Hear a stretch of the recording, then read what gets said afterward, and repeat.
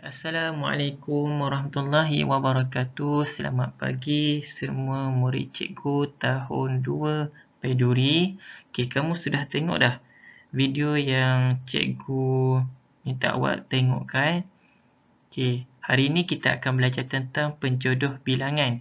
Yang mana tajuk ni kita pernah belajar sebelum ni. Cikgu kita ulang kaji balik. Ingat balik apa yang kita sudah belajar sebelum ni. Penjodoh bilangan ialah kata yang digunakan untuk membilang orang, binatang, benda dan tempat. Iaitu kita untuk bilang sesuatu tu. Bilang apa? Bilang orang, bilang binatang, bilang benda, bilang tempat.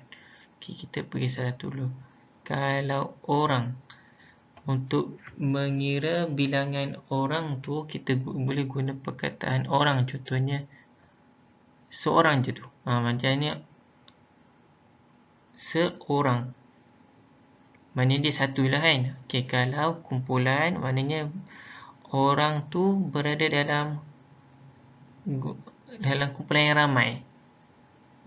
Kalau pasangan, contohnya pasangan dua lah maksudnya. Dua lelaki dan perempuan. Kita suruh pergi kepada binatang. Untuk mengira binatang pula, contohnya binatang tu satu je. Kita guna perkataan ekor. Contohnya seekor itik. Maknanya satu itik tu kan. Kita guna perkataan ekor. Seekor itik. Kawan ni maknanya sekawan itik. Maknanya macam kumpulan lah.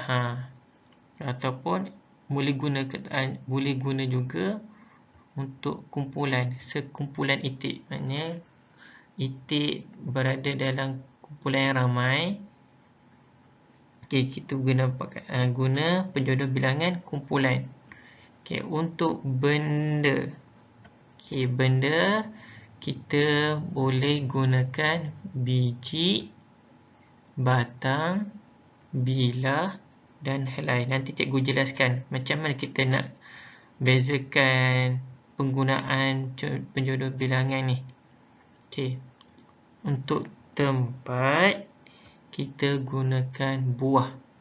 Contoh tempat tu, contohnya sekarang ni kita berada di rumah. Maknanya kalau rumah, kita nak bilang rumah tu sebuah rumah. Kita pergi seterusnya. Ini cikgu nak jelaskan bila masa kita nak guna biji. Penjodoh bilangan biji. Biji ni digunakan untuk buah, sayur dan benda-benda yang kecil. Contohnya gambar yang pertama, gambar apple. Apple ni buah. Contoh buah tu ada satu je. Kita guna biji, sebiji apple. Cawan ni benda-benda yang kecil. Contohnya cawan tu satu je. Jadi sebiji cawan. Apple pun sama. Apple ni benda-benda yang kecil.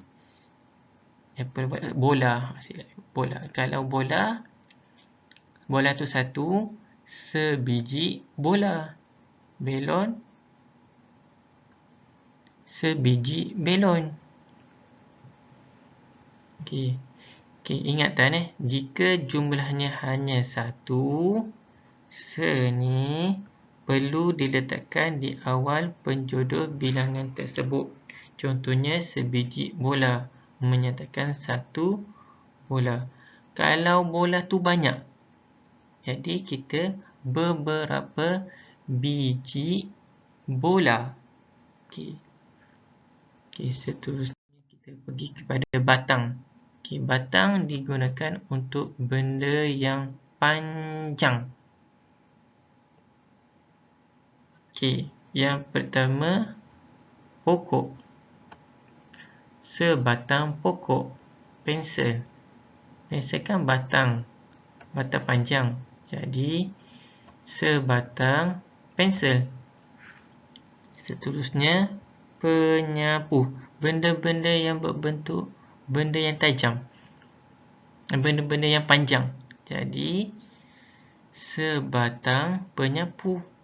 Pen pun sama. Sebatang pen. Okey, kalau pen tu banyak, jadi macam mana? Beberapa batang pen. Okey. Okey. Untuk bilah, bilah ni kita guna untuk senjata atau alat besi yang tajam. Contohnya tengok ni, tajam. Ni senjata. Senjata, pisau, kapak, parang, gunting. Okey. Ni kan tajam. Tajam. Tajam. Tajam. Tajam. Okey, kalau benda-benda tajam ni, kita guna bilah. Contohnya, sebilah gunting, sebilah pisau, sebilah kapak, sebilah parang. Kalau parang tu banyak, beberapa bilah parang. Okey. Okey, buah pula. Okey, buah digunakan untuk benda-benda yang besar dan padu. Padu ni keras lah. Okey. Contohnya kereta. Kereta kan benda besar. Rumah pun benda besar. Basikal pun besar. Jadi, kalau kereta, kita guna buah. Sebuah kereta. Sebuah rumah. Sebuah basikal. Okey. Ni buku. Buku ni padu. Okey, kalau buku, sebuah buku. Okay. Kalau kereta tu banyak, beberapa buah kereta. Okey. Helai. Helai digunakan untuk benda yang tipis dan lembut. Tipis dan lembut. Okey, dalam banyak-banyak gambar ni, yang mana tipis? Tipis. Tipis ni nipis lah. Contohnya, ni kertas. Lembut. Daun baju lembut. Tuala pun lembut. Okey. Kalau kertas ni kan lembut. Okey, jadi kita guna penjodoh bilangan helai. Sehelai kertas. Tuala. Sehelai tuala. Sehelai baju. Sehelai daun.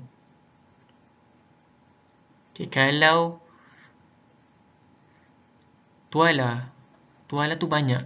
Jadi, beberapa helai tuala. Okey, ini latihan yang cikgu telah berikan kepada awak semua sebelum cuti hari tu. Okey. Cuba selesaikan penjodoh bilangan di dalam kertas ni.